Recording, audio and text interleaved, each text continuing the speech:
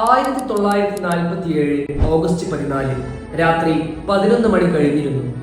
ഡൽഹിയുടെ തെരുവുകൾ നിശബ്ദമായിരുന്നെങ്കിലും ആ നിശബ്ദതയിൽ ഒരു ചരിത്രം ഉണർന്നു നിൽക്കുകയായിരുന്നു.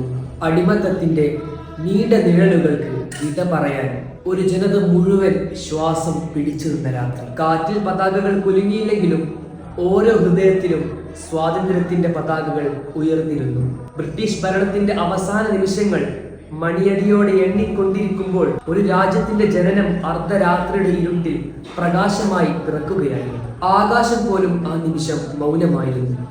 കാരണം അത് ഒരു സാധാരണ രാത്രിയല്ലായിരുന്നു. അത് പോരാട്ടങ്ങളുടെ, ത്യാഗങ്ങളുടെ, രക്തസാക്ഷിത്വങ്ങളുടെ ഫലമായി രൂപം കൊണ്ട ഒരു സ്വപ്നത്തിന്റെ ജനന രാത്രിയാണ്. അങ്ങനെ ചരിത്രം ആദ്യമായി സ്വാതന്ത്ര്യത്തിന്റെ ശ്വാസമെടുത്തു. ഇന്ത്യ എന്ന പേര് ലോകത്തിന്റെ ഹൃദയത്തിൽ ആദ്യമായി മാറി.